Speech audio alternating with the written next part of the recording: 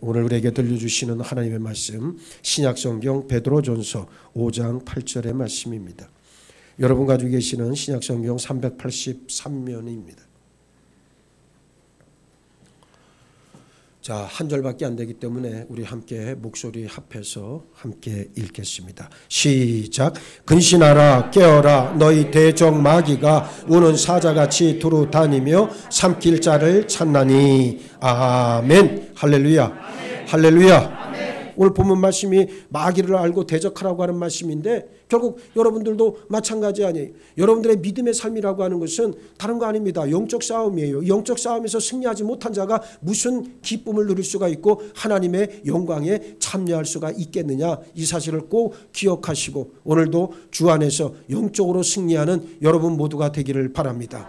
귀신 들린 자, 마귀에게 사로잡힌 자, 그 정체가 드러나게 돼 있어요. 그래서 반드시 여러분 오늘 본문의 말씀을 잘 깨닫고 하나님의 자녀로서 어떻게 살아야 되는가를 다시 한번 결단할 수 있는 은혜가 임하기를 주의 이름으로 축복합니다. 성경은 마귀의 기원과 타락 그리고 그 사역과 결말을 정확하게 보여줍니다. 세상 사람들은 마귀의 실체를 모르기 때문에 마귀의 종으로 살아도 전혀 거리낌이 없어요. 만일 성경을 알고 마귀의 존재를 안다면 삶은 완전히 바뀔 수밖에 없습니다. 대부분 사람들은 마귀의 존재를 인정하지 않는데 이것이야말로 마귀가 이룬 업적 가운데 가장 괄목할 만한 큰 일이다 말할 수 있습니다. 심지어는 믿는 사람들 가운데에서도 마귀의 존재에 대해 오해하고 있는 것이 현실이죠. 마귀를 대적해 이기기 위해선 그 실체를 정확히 알고 있어야만 합니다. 먼저 마귀는 어떤 존재인가를 성도는 알아야 합니다. 마귀와 사탄은 동의어죠. 사탄이 타락하기 전에는 하나님의 기름 부음을 받은 돕는 그룹이었다. 에스겔 28장 14절은 전하고 있습니다. 천사가 아니라 무엇이었다는 거예요? 그룹이었다는 말입니다. 그룹과 천사는 분명하게 구분되는 영적 존재들입니다. 간단히 다른 점이라면 천사는 날개가 없지만 그룹은 날개가 있어요. 그리고 천사는 보좌로부터 멀리 떨어져 있고 그룹은 항상 보좌 곁에서 하나님을 섬기고 있습니다. 그럼에도 많은 사람들이 사탄을 천사라고 알고 있는 이유는 빛의 천사로 가장해서 사람을 속인다라고 하는 고린도후서 11장 14절 말씀 때문에 그렇습니다. 이것은 이상한 일이 아니니라 사탄도 자기를 광명의 천사로 가장하나니. 사탄이 빛의 천사로 가장해서 나타난다고 해서 사탄을 천사라고 말하는 것은 속은 결과에 지나지 않습니다. 사탄은 빛의 천사로 가장한 것이지 천사 그 자체는 아니에요. 또 울부짖는 사자도 아닙니다. 울부짖는 사자처럼 보이는 것뿐이에요. 사자라고 하는 것은 유다 지파의 사자이신 예수 그리스도를 가리킵니다. 사탄은 따라하고 가장하는 것이 주특기라고 하는 사실을 알고 있어야 됩니다. 사탄은 처음엔 하나님의 보좌를 돕는 그룹이었어요. 하나님의 보좌 주위에는 원래 5개의 그룹이 있었습니다. 그러나 지금은 4개의 그룹만이 있을 뿐인데 5번째 그룹이 교만으로 인해 하나님을 대적하고 타락해서 사탄이 되었기 때문이에요. 에스겔 28장에 너는 기름 부음을 받고 지키는 그룹이며 내가 너를 세우매 내가 하나님의 성산에 있어서 불타는 돌들 사이에 왕래하였도다. 내가 지음을 받던 날로부터 내 모든 길에 완전하더니 마침내 내게서 불의가 드러났도다 그랬습니다. 본래 충만한 지혜와 완벽한 아름다움을 가졌고 각종 진귀한 보석으로 덮여있던 존재였는데 그 완벽한 지혜와 아름다움 때문에 마음이 높아졌고 그때부터 죄악이 그에게서 발견되었고 자신을 하나님의 보좌보다 더 높였고 결국 셋째 하늘에서 쫓겨났어요. 그룹에 대해 좀 더 살펴보자면 사탄 외에 4개의 그룹이 더 있었습니다. 이 4그룹 가운데 사람의 얼굴을 한 그룹은 인간을 대표하고 독수리의 얼굴을 한 그룹은 조류, 그 다음에 황소의 얼굴을 한 그룹은 가축, 사자의 얼굴을 한 그룹은 야수를 대표합니다. 여기서 파충류가 빠져 있는데 5번째 그룹이 바로 그것을 대표합니다. 요한계시록 12장 9절을 보면 큰 용이 내쫓기니 예쁜 곧 마귀라고도 하고 사탄이라고도 하며 온 천하를 꿰는 자라 그가 땅으로 내쫓기니 그의 사자들도 그와 함께 내쫓기니라 그랬습니다. 둘째, 마귀는 어떤 목적을 가지고 활동하는지 성도는 분명하게 알고 있어야 됩니다. 우리는 성경에서 마귀가 어떻게 불리우는가를 통해 그 활동 목적을 분명하게 알 수가 있습니다. 처음에 마귀는 성도를 찾아와 미혹합니다. 그래서 미혹하는 자로 불려요. 요한계시록 20장 3절에 무저갱에 던져 넣어 잠그고 그 위에 임봉하여 천년이 차도록 다시는 만국을 미혹하지 못하게 하였는데 그 후에는 반드시 잠깐 놓으리라 그랬습니다. 천년이 지난 후 잠시 동안 풀려나 다시 미혹합니다. 미혹하는 자와 비슷한 의미로 시험하는 자로 불리기도 합니다. 마태복음 4장 3절에 시험하는 자가 예수께 나와서 이르되 내가 만일 하나님의 아들이거든 명하여 이 돌들로 떡덩이가 되게 하라 그랬습니다. 겁없이 지음받은 자라 겁없이 예수님도 시험했습니다. 물론 이전에도 많은 하나님의 사람들을 시험했어요. 지금도 이 시험은 계속되고 있습니다. 데살로니가전서 3장 5절에도 이러므로 나도 참다 못하여 너희 믿음을 알기 위하여 그를 보내었노니 이는 혹 시험하는 자가 너희를 시험하여 우리 수고를 헛되게 할까 함이니 말씀하고 있습니다. 사도 바울은 고난 중에 시험하는 자가 시험함으로 믿음을 저버리게 만들까 봐 디모데를 데살로니가 교회 성도들에게 보냈어요. 마귀는 교회가 세워지는 것을 견딜 수 없을 정도로 싫어하기 때문에 성도들을 시험합니다. 이런 마귀의 시험에 성도가 넘어가게 되면 마귀는 그 성도를 하나님 앞에 즉시 참소 고소합니다. 그래서 마귀를 고소자라고 부릅니다. 요한계시록 12장 10절을 보시기 바랍니다. 내가 또 들으니 하늘에 큰 음성이 있어 이르되 이제 우리 하나님의 구원과 능력과 나라와 또 그의 그리스도의 권세가 나타났으니 우리 형제들을 잠소하던 자 곧 우리 하나님 앞에서 밤낮 잠소하던 자가 쫓겨났고 그랬습니다. 참소라는 말이 고소라는 말입니다. 사탄이 성도를 고소하는 모습은 욥기에서도 자세하게 나옵니다. 그런데 욥기에서 보는 사탄의 모습은 고소하되 그 고소가 거짓 고소라고 하는 사실을 알 수 있습니다. 욥은 고소받을 만한 죄를 짓지 않은 상태에서 고소를 당했어요. 마귀는 성도가 죄를 짓지 않았음에도 하나님께 거짓으로 고소해 성도를 타락시킬 수도 있습니다. 마귀는 거짓말에 대갑니다. 거짓말쟁이요 거짓의 아비라고 요한복음 8장에서 불리워집니다. 마귀는 이러한 거짓 고소나 미혹 시험에 넘어가 죄를 지은 성도에게 죄책감을 심어주죠. 죄책감을 심어주고 정죄해서 하나님께로부터 멀어지게 만들어요. 내가 그런 죄를 짓고도 하나님을 섬기겠다고 하나님의 자녀라고 하나님께서 너 같은 죄인의 경배를 받으신다고 생각하냐? 차라리 집안일을 돕든지 가족들이나 돌봐 피곤한데 낮잠이나 자라고 뭐 이런 류의 시험을 미혹을 계속해서 속삭입니다. 이러한 생각은 마귀에게로부터 오는 것임을 분명하게 알고 있어야 합니다. 마귀는 하나님께 다가서지 못하도록 가진 생각을 주입해 공격한다는 사실을 성도는 알고 있어야 합니다. 이미 죄를 지은 성도에게는 완고하게 해서 회개하지 못하도록 역사합니다.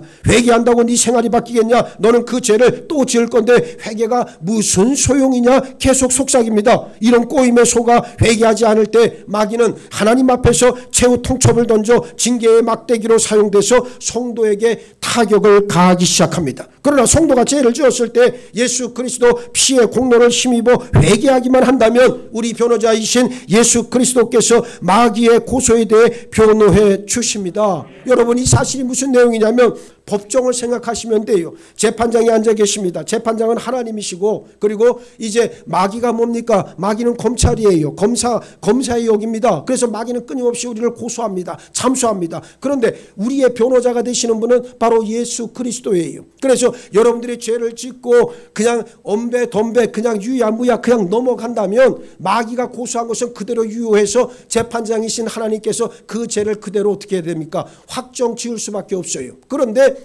회개하기만 하면 우리의 변호자 되시는 예수님께서 우리의 온전함을 우리의 옳다함을 그 앞에서 재판장이신 하나님 앞에서 변호해 주시는데 무엇으로 변호하느냐? 자신의 보혈로 자기가 흘리신 피의 공로로 이 모든 것들을 다 없이 해 주셔서 우리를 죄가 없게 만들어 주시는 분이에요. 그러니까 회개가 얼마나 중요한가? 여러분들이 이 땅에서 회개 안 해도 된다고 생각을 하지만 그거는 정말 이건 한편에 그냥 웃음에 지나지 않는 말이에요. 누가 여러분들에게 에이 목사님 어떤 분이 나한테 그래요. 목사님 뭐 회개 한 번만 하면 되지 뭐 계속해서 회개해도 됩니까? 회개해야만 합니까? 이건 뭘 모르는 사람이에요. 가짜 복음에 휘둘린 사람이에요. 여러분 보세요. 교만한 자 치고 회개하는 사람 봤어요? 우리 교인들 가운데도 그런 자들이 있을 거예요. 회개 안 합니다. 죽었다 깨어나도 회개 안 합니다. 왜? 나는 죄진 게 없으니까. 하나님 앞에서 자기는 떳떳하다고 이야기를 해요.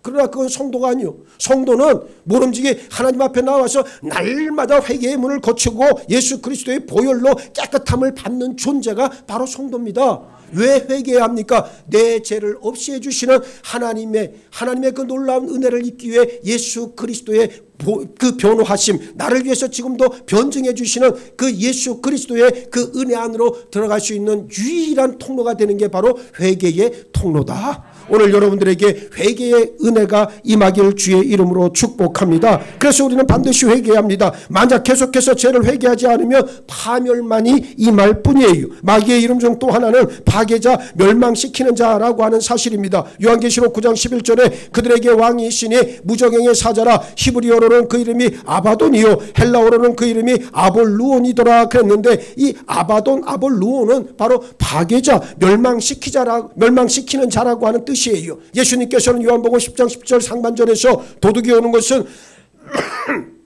도둑질하고 죽이고 멸망시키려는 것뿐이요 말씀하셨습니다. 여기 도둑이라고 하는 것은 멸망시키려고 오는 사탄을 말합니다. 사탄은 심심해서 할 일이 없어서 성도를 미혹하고 시험하고 고소하고 정죄하는 것이 절대로 아닙니다. 성도들을 어떻게 하면 하나님으로부터 멀어지게 하고 성도를 파멸시키기 위한 분명한 목적을 가지고 있어요. 사탄은 누구를 어떻게 공격하며 패배시킬 수 있는지 너무나도 잘 알고 있습니다. 다니엘보다 더 현명하고 놀라운 지혜로 치밀한 전략과 그럴듯한 미끼를 앞세워서 성도에게 접근해 공격합니다. 마귀는 가장 효과적인 공격 무기들을 가지고 있어요. 육신의 정욕, 안목의 정욕, 이생의 자랑이 바로 그것들 아닙니까? 그리고 훌륭한 군대도 가지고 있습니다. 에베소서 6장에 나오는 통치자들, 권세들, 세상의 어둠 주관자들, 하늘에 있는 악의 영들이 바로 그거 아니겠습니까? 저들은 군대 같아서 규모가 많다. 마가복음 5장 9절은 말하는데, 이 규모가 많다는 말은 군단급 이상의 규모를 말하는 거예요. 그러니까 얼마나 많은 군대가 있는가를 우리는 알 수 있습니다.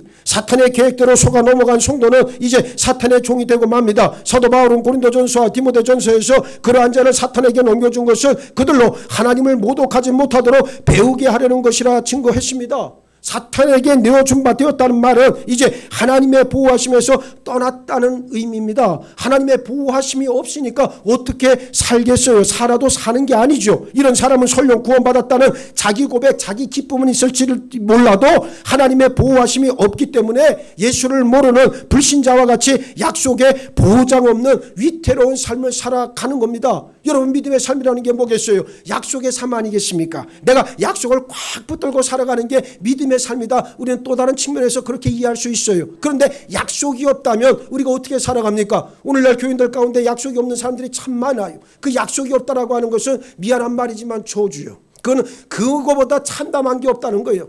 그저 형식적으로, 아까도 모두에 말씀드렸지만 그저 교회에 왔다 갔다 왔다 갔다, 그리고 목사고 장로고 권사라고 하는 레대로만 가지고 내가 구원받았다, 자기 의고 자기 만족일 뿐이에요. 자기 감정에 머무르고 있는 거예요. 이러한 사람들은 죽었다 깨라도 하나님의 구원의 역사에 참여할 수가 없다는 거예요. 이 사실을 우리가 교모하게 인정하고 신하기만 하면 되는데 왜 그것이 안 될까? 교만이 그 심령 안에 확 박혀있기 때문에, 그 교만 때문에 벗어나질 못하는 거예요. 오늘 믿음 생활을 하면서 많은 사람들이 가장 어려움을 겪는 이유는 뭡니까? 아니, 한 줌 아무것도 아닌데, 죽으면 2시간만 타면 지 한 줌밖에 안 나오는데, 그런데도 지가 제일 잘났다는 거지. 에? 정말 잘난 게 뭔지도 모르는 헛개비 같은 인생인데, 그래서 사탄은 지금도 우리에게 어떻게 합니까? 끊임없이 우리를 공격하기 위해서 우리를 넘어뜨리기 위해서 지금도 애쓰고 있다라고 하는 것을 알 수가 있죠. 로마서 8장 13절에 너희가 육신대로 살면 반드시 죽을 것이로되 영으로서 몸의 행실을 죽이면 살리니 그랬고, 고린도전서 3장 17절에서는 누구든지 하나님의 성전을 더럽히면 하나님이 그 사람을 멸하시리라. 하나님의 성전을 거룩하니 너희도 그러하니라. 또 고린도전서 11장 30절에서도 그러므로 너희 중에 약한 자와 병든 자가 많고 잠자는 자도 적지 아니하니 그랬습니다. 성도의 몸에 직접적인 타격을 가하는 것이기 때문에 하나님께서 허락하시지 않으면 불가능한 일로서 사탄은 하나님의 징계의 막대기로 사용돼 성도에게 보내집니다. 사탄은 계속해서 상피자를 찾아서 돌아다니고 그런 자를 발견하면 어떻게 합니까? 쉼없이 기절해야 됩니다. 미혹하고 시험에서 넘어지면 사탄에게 어떻게 됩니까? 삼켜진 존재가 될 수밖에 없겠죠. 사탄에게 넘어가는 순간 사면을 두르고 있던 하나님의 보호장벽은 즉시 무너지고 하나님의 보호하심은 떠나갑니다. 사탄이 욥을 고소할 때 주께서 그와 그의 그 집과 그의 모든 소유물을 울타리로 두르심 때문이 아니니까 뭐라고요? 울타리로 둘러주셨다는 거예요. 주께서 그의 손으로 하는 바를 복되게 하사 그의 소유물이 땅에 땅에 넘치게 하셨음이니이다 말하고 있는 것을 보게 됩니다. 어떤 사람들이 가르치길 구원받은 그리스도인은 절대로 마귀 들릴 수 없다라고 하는 말은 마귀의 역사를 모르고 하는 거짓된 가르침일 뿐이라고 하는 사실을 우리는 알고 있어야 합니다. 마귀에게 삼켜지면 파멸합니다. 소망은 없고 비참함만이 남습니다. 예수님은 우리로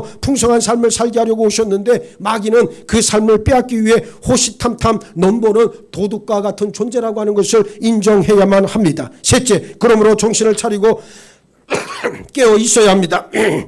예수님은 정신을 차리고 깨어 있으라 명령하셨어요. 예수님께서 약속하신 풍성한 삶을 살기 위해 갖추어야 할 것은 마귀의 공격에 정신을 차리고 깨어 대적하는 일이에요. 기도하지 못하는 성도, 말씀을 스스로 먹지 못하는 성도는 울부짖는 사자와 같이 덤벼드는 사탄에게 숨통이 물려있다는 것을 알아야 합니다. 말씀을 들어도 아무런 감화가 없고 말씀을 읽거나 들을 때 자꾸만 머리가 아프고 잡생각이 들거나 졸음이 쏟아지는 성도들, 그 원인은 말씀에 씨를 뿌리내리지 못하도록 가로채는 원수 마귀에게 지금 공격당하고 있기 때문입니다. 오늘날 많은 그리스도인들이 정신을 차리지 못해 마귀에게 자신을 내어준 채 마귀의 종으로 살아가고 있습니다. 깨어나지 못하고 있습니다. 무서운 사실은 그렇게 살다 영영 깨어나지 못한 채 죽을 수 있다는 엄연한 사실이라고 하는 점이, 영적인 풍성한 삶은 고사하더라도 육신의 삶도 약속의 보장 없는 안타까운 생을 살게 됩니다. 성경은 누누이 우리 모든 것을 앗아가는 원수 마귀를 대적하라 강력하게 말씀하고 있습니다.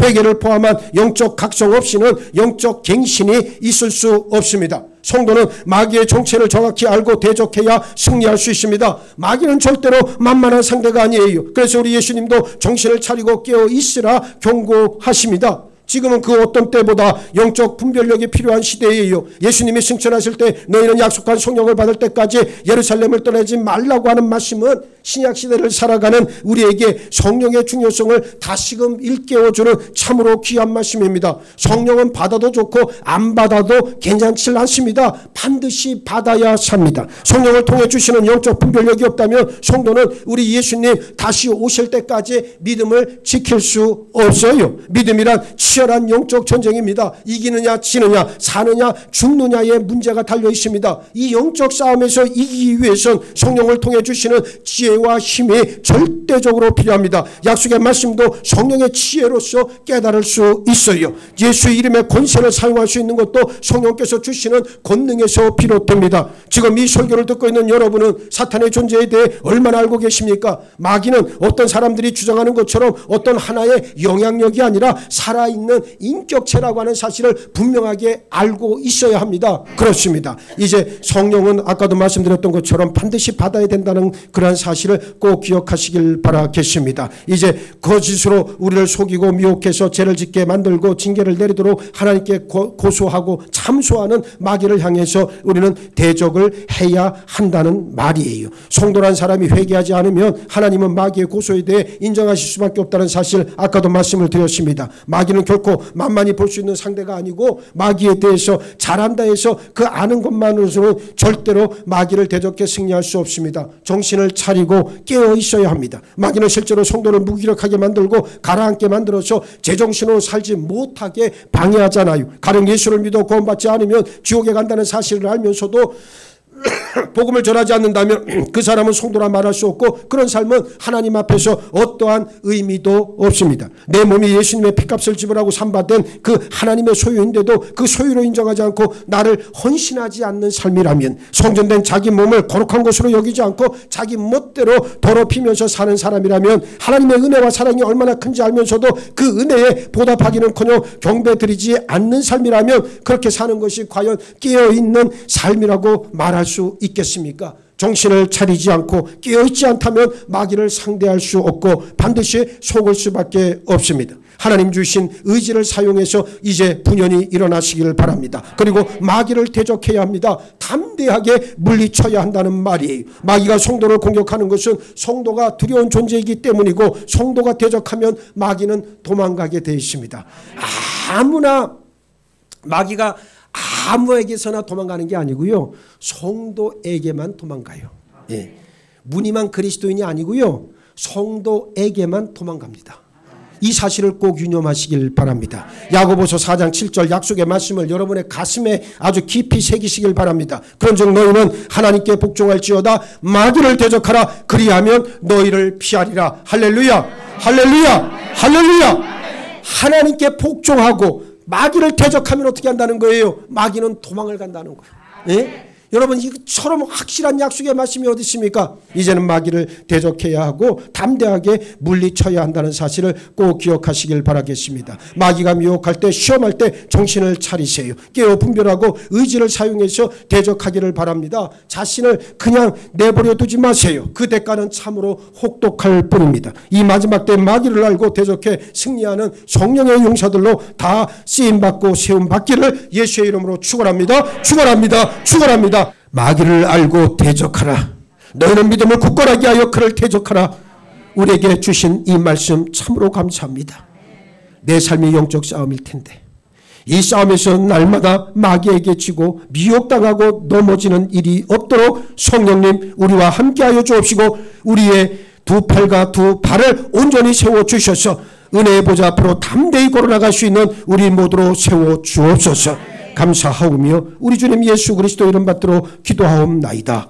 아멘.